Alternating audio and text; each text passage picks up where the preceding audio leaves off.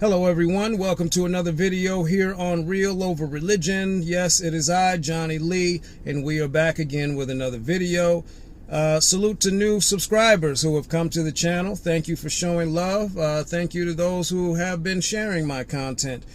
Positive comments, negative comments, that's okay, that's fine, that's welcome, but just stick to the actual video. I do not care about your personal attacks. I will just delete those because it's irrelevant to the video. As you can see in the title, I probably will reword it as I always do, but I basically wanted to talk to you today along the lines of you're already living without God, you just don't know it yet. Let me say that again. You're already living without God, you just don't know it yet.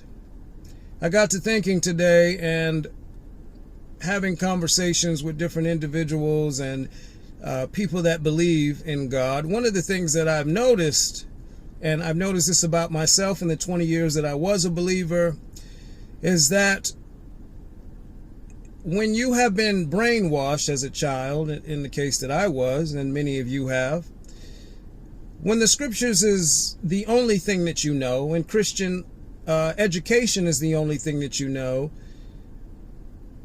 you tend to view the world through the lens of Christian ideology. You put on your Christian lenses and you interpret suffering, you interpret hardships, the good things that happen in life, the bad things that happen. You interpret all of that through, you filter that through the Bible. And as a result of that, it keeps you trapped. It keeps you psychologically trapped in whatever said religion it is that you believe in. But what I wanted to say to you today is, as I'm saying in the title, is that you're already living without God. You just don't know it yet, because whether you're in Judaism, Christianity, or Islam, there is no evidence for your God. That's number one. Outside of the religious text that you grew up believing in, there is no evidence for your God.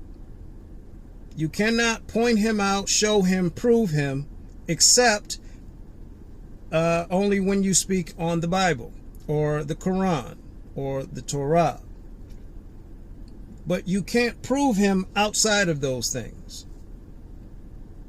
And then what you attempt to do is you say, well, how did the universe and how did the world get made, and something can't come from nothing.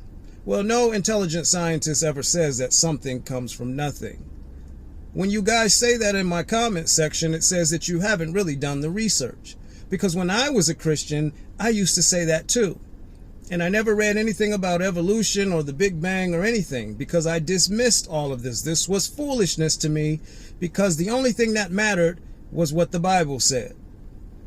So none of you have really done the research, because no intelligent scientist says that something came from nothing. That's not how it works. Now, I'm not a scientist, so I'm not going to sit here and try to break down the Big Bang and evolution, because I don't retain information that well. I have to read things repetitively, and even still, I can't retain information like that. So there are people that you can go to that are more intelligent than I am on the subject of the Big Bang and evolution.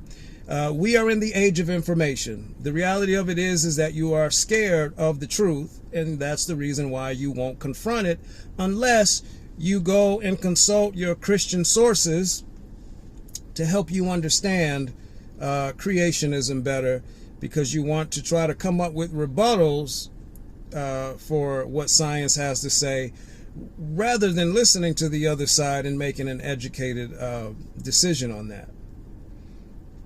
But see, that's because you've all been psychologically abused by the gods that you believe in. The Abrahamic God is the most hateful God, as I've talked about in my previous video. But he's just like an abusive husband, and he has kept you all under the battered wife syndrome.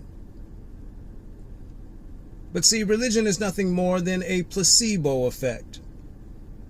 It gives you the feeling that it's actually working when it's really not working at all.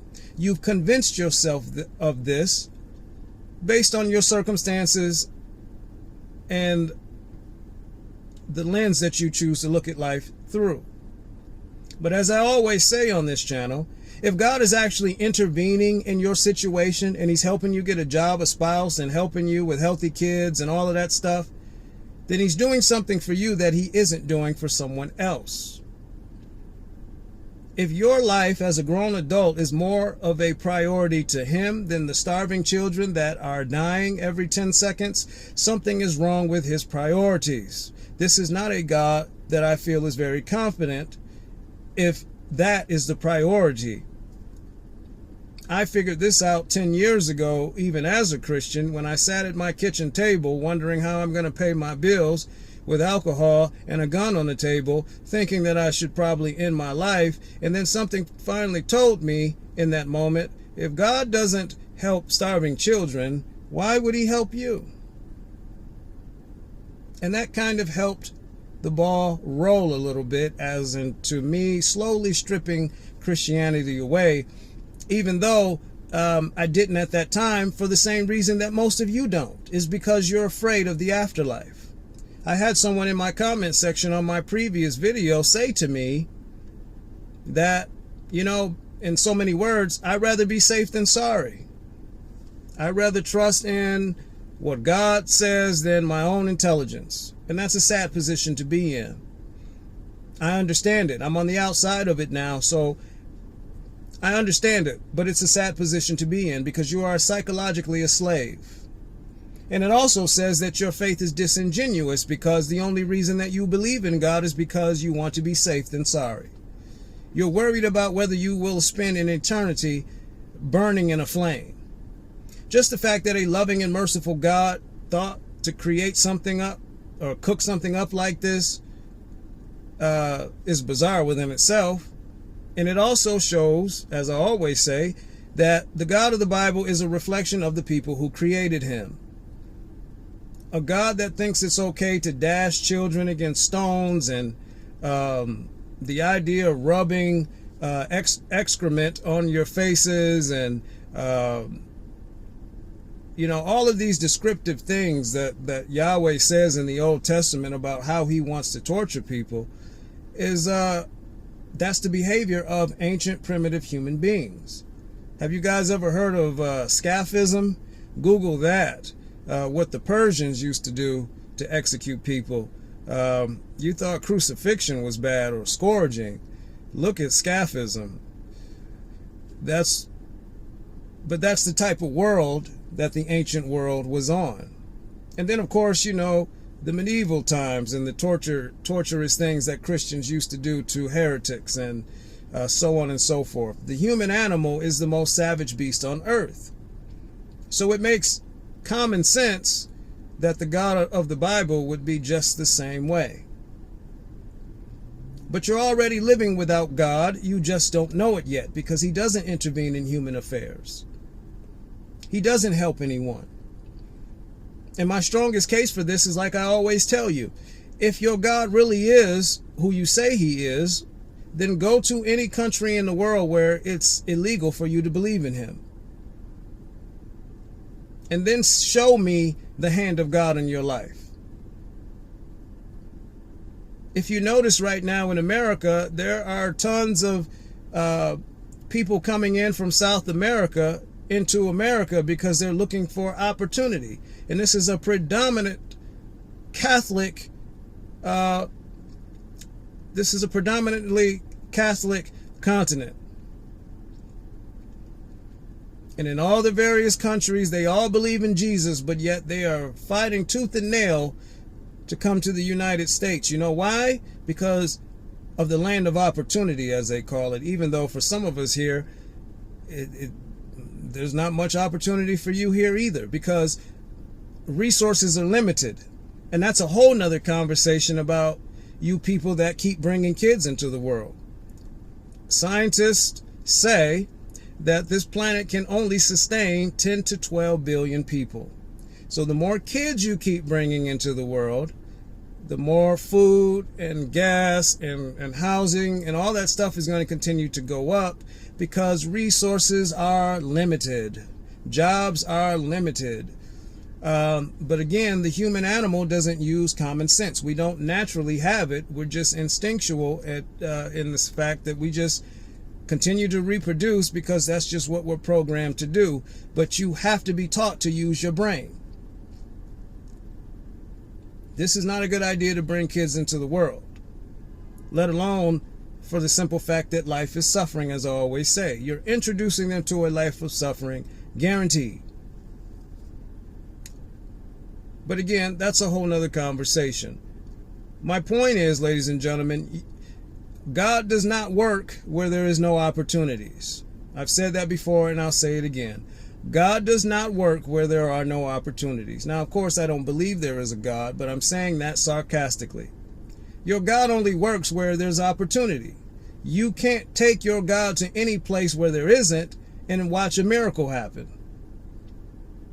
So the reason you believe in God is because your perspective on life has been skewed. You've been brainwashed and conditioned to believe that God is blessing you, and that's the reason why you have this good life that you have. But it's not the truth. And you can put that to the test by going to places where there are no opportunities. Then you will find out whether divine intervention is real or not. I lived a certain type of life and such where, as I was telling someone the other day, I've suffered my entire life. Because we all do, but I've suffered in the sense that everything I've had to do in life, God didn't intervene to help me do anything. I've had to struggle, scratch and claw to get everything I got. Because God didn't give it to me. And that's the reason why I salute, I believe the comedian's name is Kathy Griffin, who said in, I think it was 2007, which at the time when I was a Christian, I was offended by this. But she said at an award show that all of you guys get up here giving credit to Jesus. And she's like, no, I'm taking credit for this, basically. I did this for myself. Jesus didn't do anything. And of course, the Christians got mad about that, including myself, because I was very much a defender of Jesus at that time. But she's right. You're the one that's already doing the effort. You're the one that's already putting in the work. God isn't doing anything for you. He's not doing anything for us. And you can't prove that he is. And if he is helping you, then, like I said, his priorities are in the wrong place.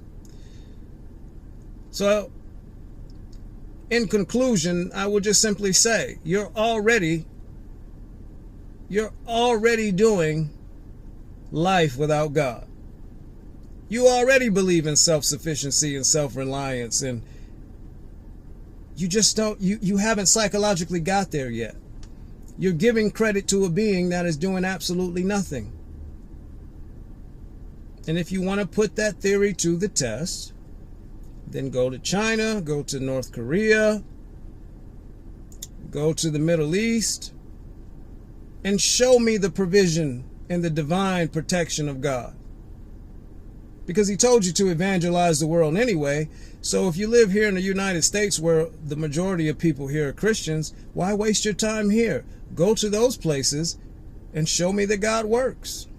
You that believe in miracles, there's a lot of countries that where children are dying of malaria and all these different diseases. What do we need doctors for when you have the power of Jesus? Go over there and make something happen.